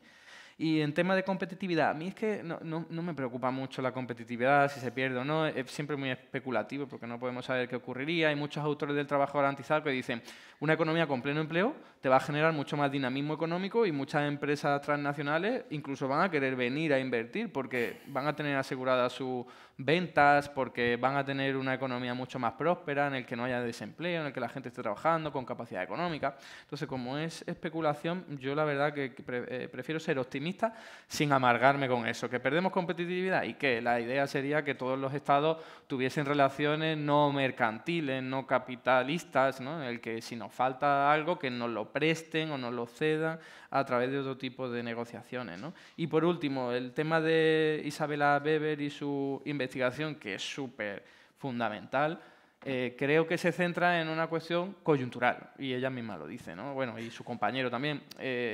Es una inflación monopolística, pero simplemente porque todas las empresas están subiendo los precios por culpa de la inflación pospandémica y entonces ya cualquier empresa puede subir los precios sin que sea señalada, ¿no? Como culpable, porque si todo el mundo lo hace será porque es necesario. Entonces, eso creo que solo se da en momentos tan extraordinarios como los de una pandemia o shock de oferta, pero no como aumento del salario de los trabajadores, porque eso es algo que ocurre de forma generalizada, últimamente no porque los sindicatos no tienen mucha fuerza, pero creo que lo de Isabella Weber no es comparable por eso, porque es una situación extraordinaria que ocurre y se ha dado y la verdad es que es interesante verlo así, como algo único, pero creo que no es comparable.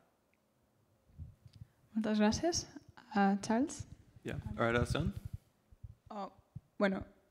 I'm happy Tú to. comenzas. Okay. The question on social reproduction, you said it's important that these policies remain voluntary, and I also think we should not look to a single policy to solve all of our problems, and this connects to the question of paid work versus work in society more broadly. So on the Real Project, we think about the job guarantee in conjunction with care income, which is a fundamental feminist demand dating from the 1970s, which would allow those working as carers outside of waged work to retain work with dignity. The job guarantee is not solving all of our problems. That's very important. On the question of energy versus electricity, I'm very happy to get into the nuances here, but part of achieving a carbon neutral economy requires electrifying as much as we can of our energy generation and then decarbonizing the electricity grid. And so, this still matters. Of course, there are differences between energy and electricity, but we still need to think about how do we electrify as much as we can. On the question about competitivity and broader dynamics in the global economy, I love that you've read Christopher Oakes' work. I think it's a really important paper, and so you know that they think about the job guarantee as part of a broader package again. So we need to think about the additional fiscal and monetary policies that would need to be implemented alongside this as we see these macroeconomic changes. I agree, I'm not particularly worried because actually these myths around kind of public investment crowding out private investment are just that. They're a myth, right? So where we see public investment, we would actually likely see increased private investment as certain economic sectors expand. Of course, there are broader questions around balance of payments and where are we getting the labor and resources to actually do this industrial policy, which you talked about. But I think we can get into that. These are really interesting questions of how do we maintain macroeconomic stability through the long term of some kind of social ecological transition? Really interesting, rich questions, and I think we have time this afternoon to really kind of dig in there. Gràcies. Finalment, per terminar la primera ronda de preguntes, Adoració. Sí, en primer lugar, con respecto de la economía social, creo que es muy importante tener en cuenta que en estos momentos la economía social está experimentando un impulso, al menos así se está intentando, desde el Ministerio de Trabajo y Economía Social. Tengo el eco. ¿Podéis apagar el micro de la sala? A ver si ahora mejor, ya. Entonces, es importante saber, por ejemplo, que la estrategia actual, en la estrategia de la Secretaría de Estado y Empleo, de la Secretaría de Estado de Economía Social, se está teniendo ya en cuenta la cuestión de los cuidados y la cuestión ecológica como los ejes de impulso de esta estrategia española de economía social. A mí me parece que, evidentemente, es el poner en marcha el trabajo garantizado mediante el impulso de instituciones, ¿no? Empresas de dentro de la economía social es la vía. Quizá porque trabajo mucho tiempo en América Latina y he visto experiencias exitosas, me parece que es realmente la vía para intentar impulsar aquellos lugares donde no se va a poder llegar con un trabajo asalariado al uso. Si me permiten, ¿no? La experiencia, por ejemplo, de recicladores y recicladoras en Quito, personas muy pobres dentro del trabajo absolutamente informal. Entonces, el impulso desde las instituciones no es una contratación directa, para lo cual normalmente hay muchísima burocracia, es muy complejo, sino el impulso del asociacionismo y la creación de entidades, de lo que aquí se llama economía popular y solidaria, para que a través de las entidades se contrate a las personas que ya realizan ese trabajo de manera informal, formalizándolas e impulsando esos acuerdos.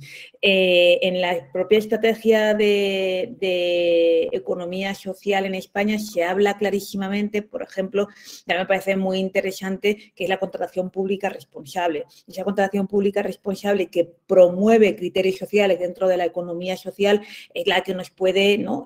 Marcar los lineamientos y las prioridades, ¿no? Las prioridades para la contratación pública deben de fijarse con criterios ambientales, sociales, de género y éticos. Entonces, bueno, creo que esa vía es muy interesante. Quizá estamos todavía en ese impulso, pero me parece que es plenamente compatible con el trabajo garantizado, simplemente una de las vías. Con respecto al tema de la reproducción social, de la diferencia de trabajo y empleo, bueno, esto es un debate larguísimo y antiquísimo. Bueno, la diferencia entre trabajo y empleo, entendiendo, ¿no?, la versión clásica de empleo como aquel que está vinculado a la relación salarial, cuando la relación salarial sabemos que cada vez está convirtiendo, gracias a esas fugas, ¿no?, queridas por el capital del trabajo asalariado, y está convirtiendo a veces en una rara avis. Entonces, a mí realmente no me interesa tanto la cuestión lingüística, lo que me interesa es fundamentalmente tener clara la cuestión. La cuestión es el reconocimiento, visibilización y valorización del trabajo de cuidados y la ruptura de la división sexual del trabajo. Me parece que ahí está el foco. Las características actuales del empleo que desempeñamos las mujeres están marcadas por tres condiciones fundamentales: llama de clasificación, segregación y precarización. Creo que el núcleo de la cuestión ahí es la división sexual del trabajo. La división sexual del trabajo se va a romper únicamente con la mercantilización del trabajo de cuidados. Creo que no. Creo que el trabajo garantizado puede remercantilizar parte del trabajo de cuidados, pero fundamentalmente, y quizá no sea la única ni la opción más importante, lo que tiene que hacer es visibilizar, dignificar y dotar de la importancia social que tiene ese trabajo de cuidados, evitando, por tanto, la segregación vertical. Y además es fundamental que la regulación general y, por supuesto, también del trabajo garantizado sea una regulación compatible con la corresponsabilidad. Y solamente con la corresponsabilidad creo que es posible romper la división sexual del trabajo, que no requiere únicamente la mercantilización. No creo que nuestras sociedades sean capaces de mercantilizar el trabajo de cuidados, y yo no quiero una sociedad así, sino que sea una corresponsabilidad para así no romper las barreras patriarcales que tenemos las mujeres todavía para desarrollar cualquier tipo de si quieren llamarlo empleo, llámalo empleo, pero creo que cualquier tipo yo le llamaría trabajo, ¿no? Trabajo donde ponemos al mismo nivel o incluso por encima el trabajo de reproducción de la vida y el trabajo de producción de bienes y servicios. Por tanto, me parece que el trabajo garantizado podría ser una vía, un instrumento más. Y esto ya ha estado muy debatido. Hace muchos años ya debatíamos los textos de Cherneva, creo que hay uno del 2018, que plantea claramente el trabajo garantizado como una línea de creación de esta Ley Nacional de Cuidados en Estados Unidos, que centra el trabajo garantizado en los cuidados, su visibilización y trabajos en el ámbito de cuidados. Bien, pero no solo. Bien, pero todo trabajo tiene que tener también esa regulación que vincule con la corresponsabilidad en los cuidados.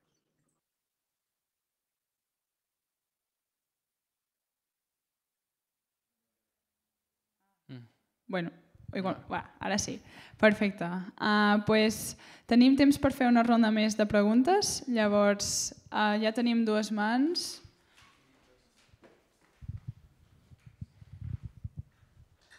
Hola, bueno, creo que mi pregunta ha estado un poco respuesta ya. Yo soy miembro del sindicat de mares y hermanas en la diversidad.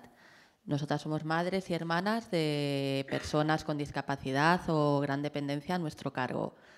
La mayoría ya realizamos ese trabajo de reproducción social invisibilizado, que no se cobra, que se cobra en formato de amor, que como nosotras decimos, el amor ni cotiza ni paga facturas.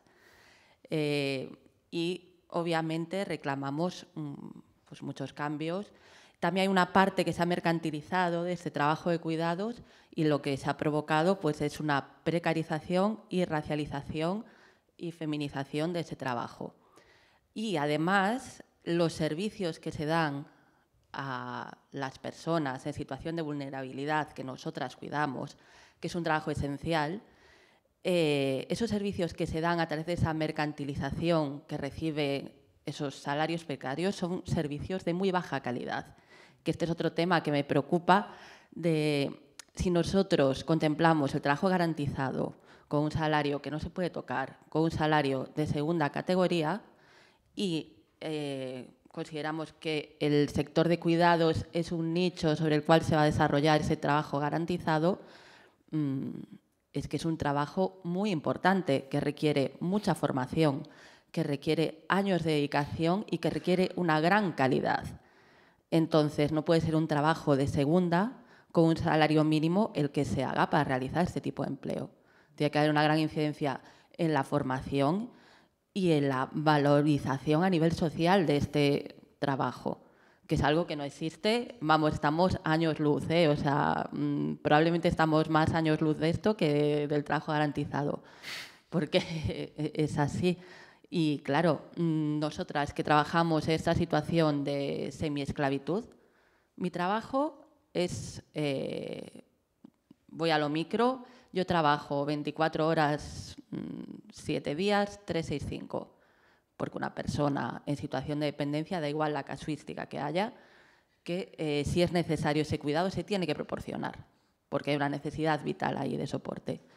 Entonces, este trabajo semiesclavo, ¿cómo se transforma en un trabajo garantizado, remunerado monetariamente? Porque los cálculos son, como decía el compañero, que esta economía representaríamos el 40% del PIB de la economía mundial, todo ese trabajo que se está haciendo sin cobrar. Entonces, ¿cómo se transformaría esto? Y aparte, ¿cómo se evita, si ahora mismo lo estamos haciendo mujeres, este trabajo, mujeres que no cobramos y se ofrece un trabajo garantizado con un salario, cómo se evita que sigan siendo las mujeres que obviamente pensaremos, bueno, pues en vez de hacerlo gratis, pues si me van a dar una renta, menos es nada, porque al final estás en una situación de vulnerabilidad que te va a obligar a aceptar eso. ¿Cómo se evita que se siga feminizando este sector? Gracias.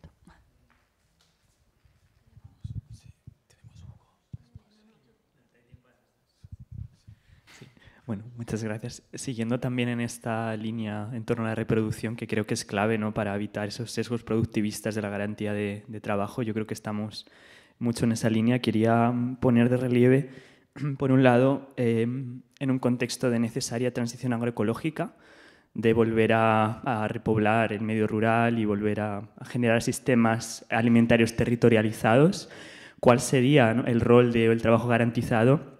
Por ejemplo, en el caso del Estado español, de pasar de ese 4% que tenemos hoy en el sector primario a una mayor creación de empleo, teniendo en cuenta que son trabajos que son más intensos en trabajo, la agroecología requiere más mano de obra. ¿Cómo hacemos eso deseable? Y también desde el punto de vista jurídico, legislativo, cómo se puede engranar con las competencias locales, ¿no?, esta creación de empleo territorializada para realmente asentar unas economías locales. Eso por una parte.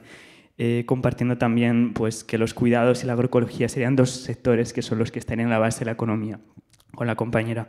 Y por otro lado, es una pregunta más a nivel, digamos, de panorámica. Si concebimos esta política como una política de transición, a la vez que construimos servicios públicos universales, ¿cómo esta política puede ir, de algún modo, reforzando esos servicios públicos universales y quizá que el salario que dota la garantía de trabajo se puede ir reduciendo porque nuestras necesidades están menos mercantilizadas, ¿no? Esto tiene que ver con el decrecimiento, ¿no?, lo que nos trae también hoy aquí, de ver cómo también esta reducción de demanda va a tener que pasar por una reducción del rol del salario en nuestras vidas, ¿no?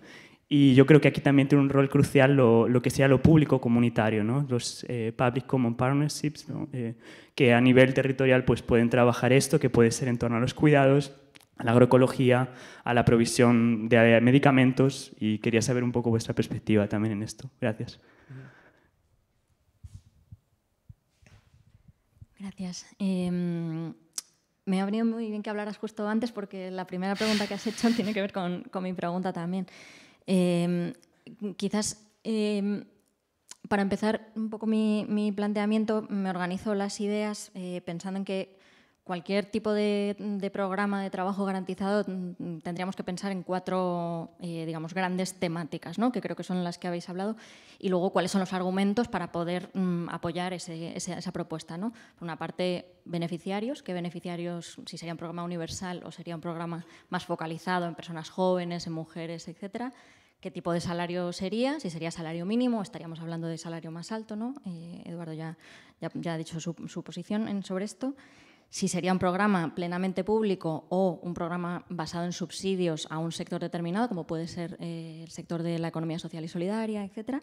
Y en cuarto lugar, ¿qué tipo de sector, en qué tipo de sector nos focalizaríamos, ¿no? Si de nuevo sería, pues como en las experiencias que he comentado de Oración en la India, sobre trabajo, ¿no?, sobre infraestructuras, etcétera, o a lo mejor en cuanto a la transición agroecológica, como mencionaba Hugo, sector de cuidados, etcétera.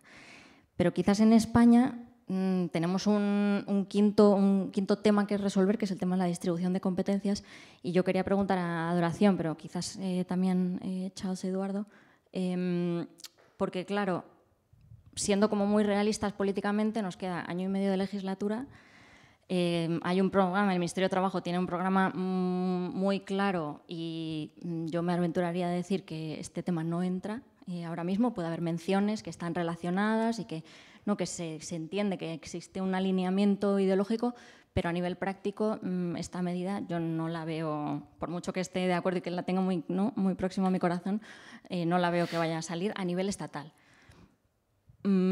Además, también por la experiencia que tenemos de una de las grandes medidas estrella, que tiene otras características, pero por hacer la comparativa, que es el ingreso mínimo vital, hemos visto un boicot absoluto por parte de las comunidades autónomas del PP. Entonces, yo diría cualquier programa a nivel estatal tiene muchas posibilidades de ser boicoteado, por una parte por el sector privado, con todos los argumentos que se han mencionado aquí, y por otra parte por las comunidades autónomas del PP.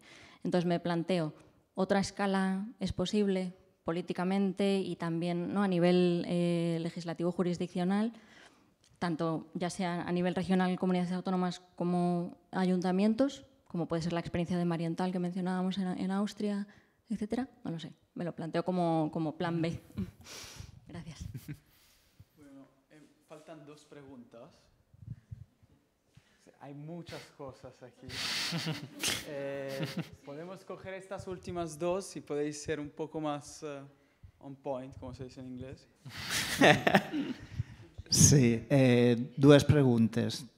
Una, el treball garantit seria una mica com allò que fan molts ajuntaments de contractar a gent desempleada temporalment per a que després continuen cobrant l'atur o mentre troben una altra feina en les brigades municipals, en jardineria, també en les cures o educació en treballs psicoemocionals dels infants o la gent jove a les escoles o fora de les escoles. I la neteja urbana, per exemple.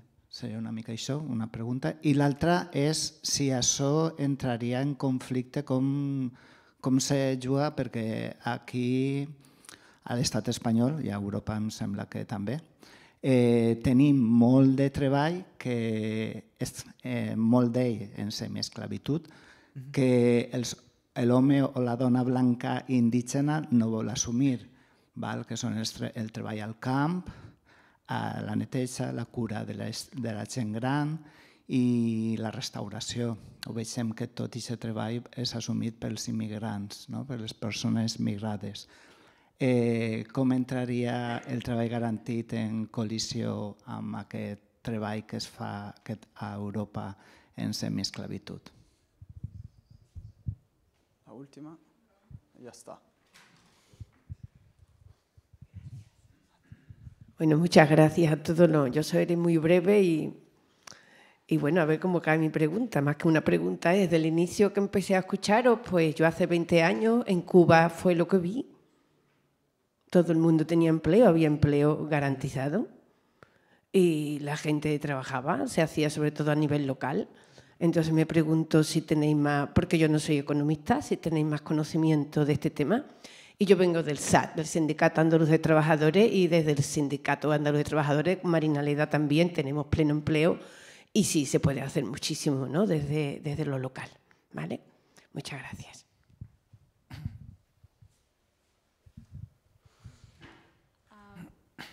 Genial. Pues, ara jo diria que en el moment de respondre tenim en compte que les preguntes que estan sortint sobre com s'aplicaria a determinats sectors potser és un tema interessant de tractar just en els grups de treball de la tarda. Llavors, com per fer-ho més breu, que potser es pot ja explicar una mica, però també saber que tindrem temps aquesta tarda per realment aprofundir aquests temes i que llavors intentem ser més breus en aquesta part, fer una pausa i després realment començar el debatre en grups. Fem la mateixa ordre per simplificar, si us sembla. ¿Sí? Pues comences tú, llavors.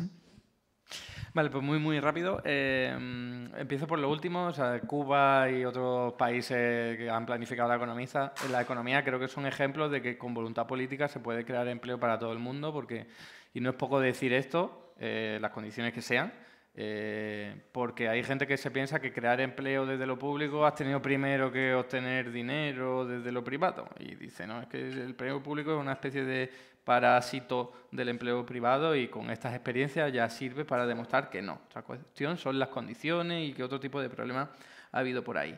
El trabajo garantizado como chirría con el empleo público convencional de 1000 formas diferentes, eso es un problema, pero no nos podemos olvidar que no se trata de ahora solamente crear trabajo garantizado con un salario mínimo parecido, sino que habrá que seguir fortaleciendo nuestro estado del bienestar en dependencia sobre todo, y lo que sí es que el trabajo garantizado puede complementar. Por ejemplo, en la educación, yo cuando hablo con gente del sector, dice, si hubiese un trabajador garantizado no haría el mismo trabajo que yo, ni cobraría lo mismo que yo, pero sí que estaría aportando algo. Clases complementarias, apoyo en clase, hay 800.000 formas de hacer trabajo, me imagino que también en el sector de la dependencia, que sí encajaría con un salario mínimo para el que no se necesite tanta formación, por ejemplo, ¿no?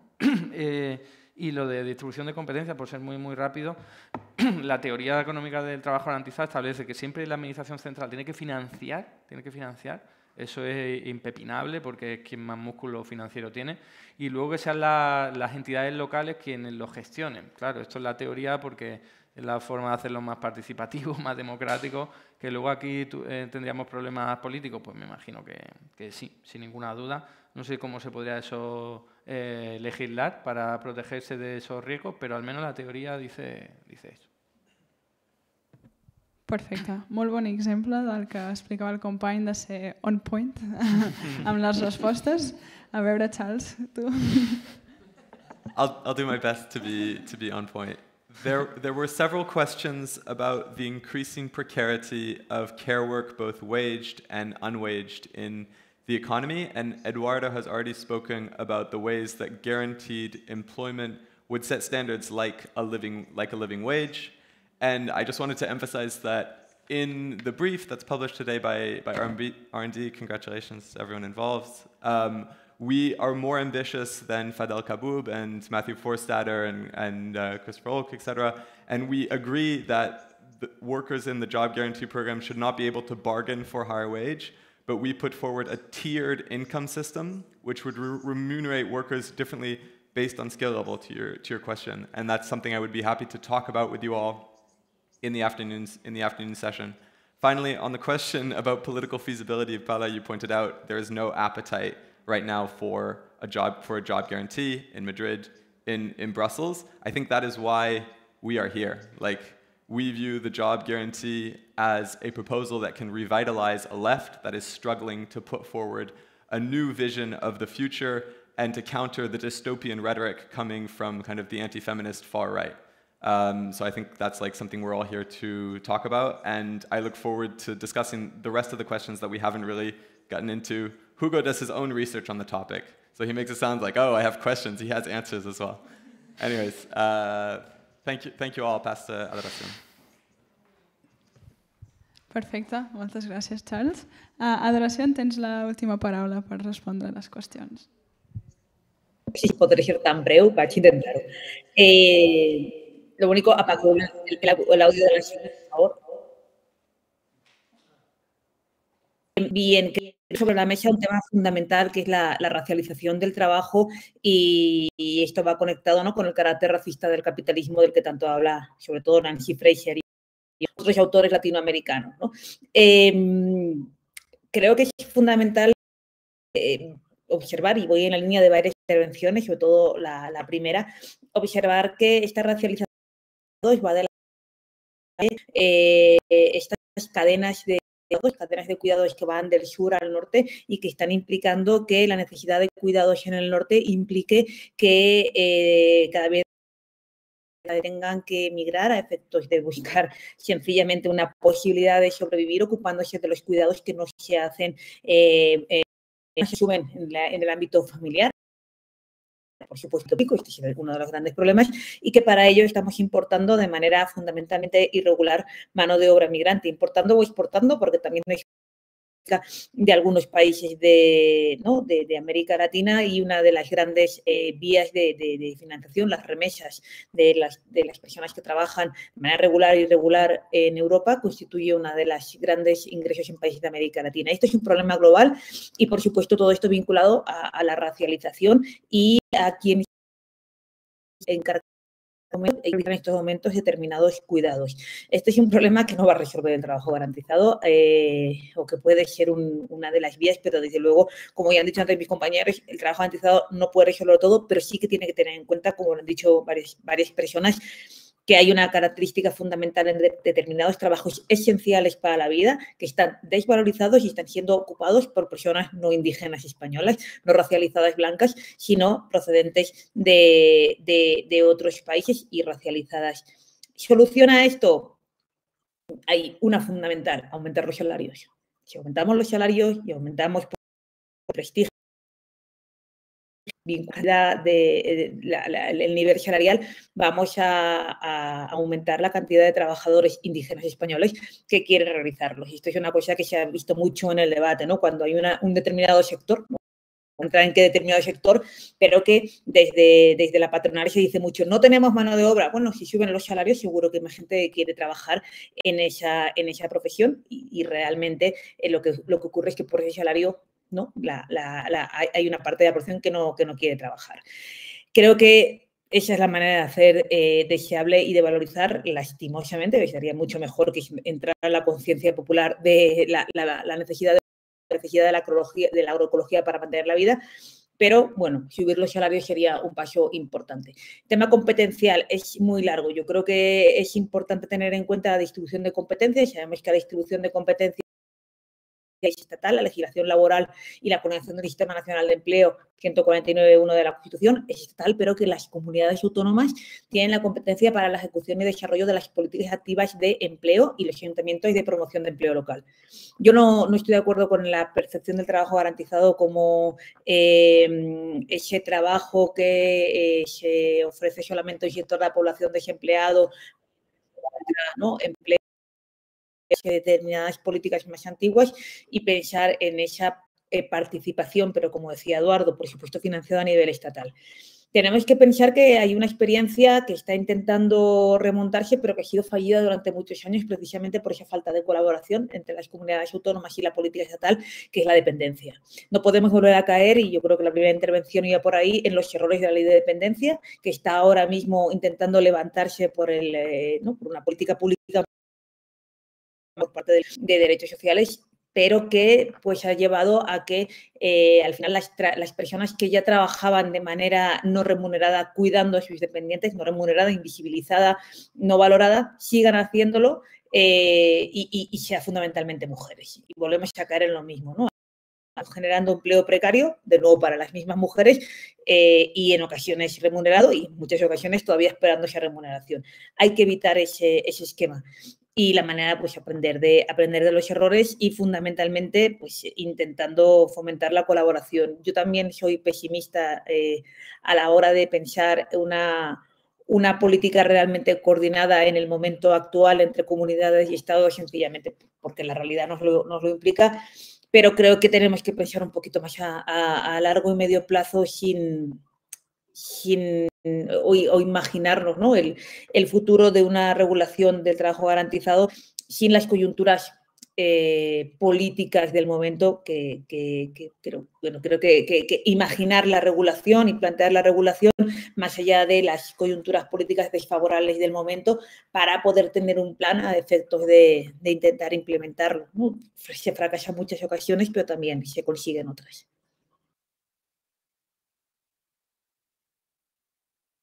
Moltes gràcies. Adoració. Crec que just aquesta última idea d'esperança, de pensar a llarg termini pel futur i de construir-lo juntes és una bona idea per quedar-nos ara acabant aquesta primera part del matí. Sé que encara segur que hi ha moltes preguntes, tindrem temps per algunes durant la tarda, per algunes altres no, i just per això també hem portat aquesta proposta de política des d'un informe que ha fet el Charles en col·laboració amb R&D, i llavors també volíem que cadascuna que vulgui agafi el seu i se'l pugui llegir en aquest moment i debatre i començar cada cop més a parlar d'aquests temes. Ara vull l'última vegada agrair als nostres ponents, a tu Eduardo, al Charles i a Adoració també. Ara farem llavors una pausa i després tornem pel debat en grups. Moltes gràcies a tothom.